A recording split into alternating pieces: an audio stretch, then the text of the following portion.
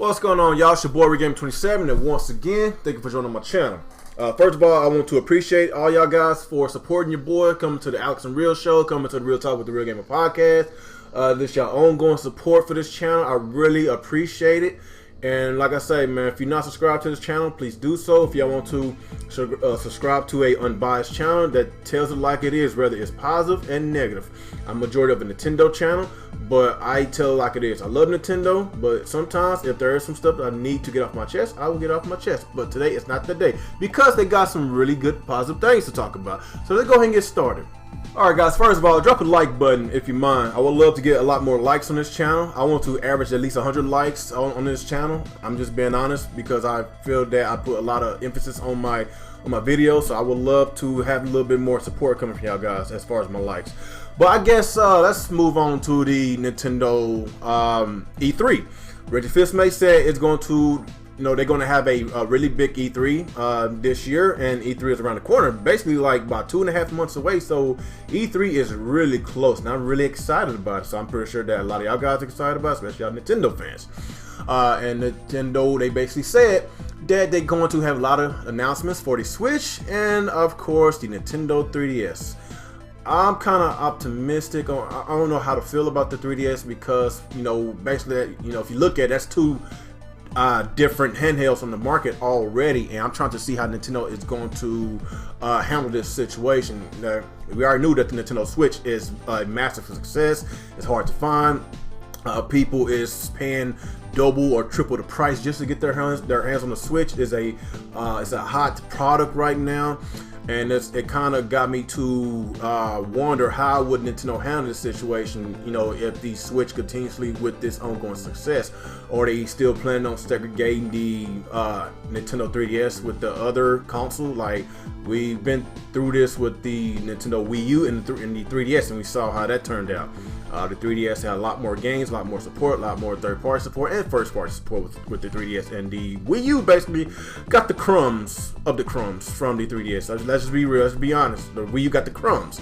And I don't want this to be another issue. I don't think it was going to be another issue because of the demand of the Switch. So just by the Switch selling so much, it's going to generate more third-party support. It's going to generate more first-party support from Nintendo because of the huge demand for the Switch.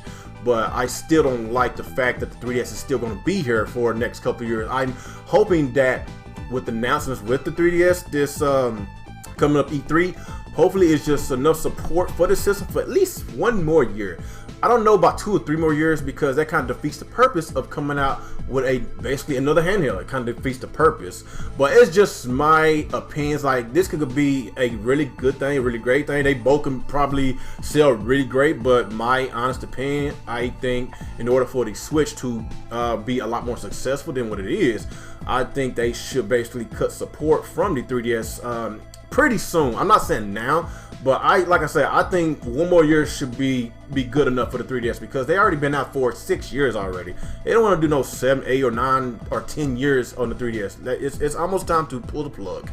But like I say, man, it's a lot of good things that's coming up with the Nintendo E3. I don't know if they're going back to the on-stage presentation. I don't know if they going back to the digital event. I don't care what they do, as long as I get my games. I am expecting a lot of big announcements, and just looking at the fact that Nintendo is producing 16 million Switches by the end of March 2018, their fiscal year. Yes, they basically double up their production, and there has to be a reason for that. We already know about the games that's coming out this year, but for Nintendo to double up the production of the Nintendo Switch, I know it has a lot more to do, with demands. It has a lot to do with the software that's coming to this system. I know they got some big heavy hitters that's coming out for Nintendo to actually do this. Games that come to mind is Pokemon, Metroid, in which we've been wanting for a very long time, Pikmin 4, in which has been basically finished for a very long time. We knew about Pikmin 4. Smash Brothers, in which Reggie Fils-Amie hinted that he said that he won't be surprised. if there is not no Smash Bros. For the Switch, in which he basically gave it away. So I'm expecting some really big heavy hitters, even including third-party support. Let's not forget third-party support, people. We cannot forget them. Third parties is very crucial. And just look at the Wii U. Like, you know, every time somebody want to make the argument, you know, telling me that Nintendo is better off without third parties, only thing I could say back to them is Wii U says hi. Like, if you want to argue me about Nintendo don't need third party support, like, just look at the Wii U. It failed dramatically. Had some really good first party games, some really great high quality first party games, but without third parties, your system is going to fail dramatically. You know, it did with the Dreamcast, did with the Saturn, it did with the Wii U. It just, you need third parties. I'm just being honest, you need third parties. So I'm really curious to see what kind of third parties is going to come to the system.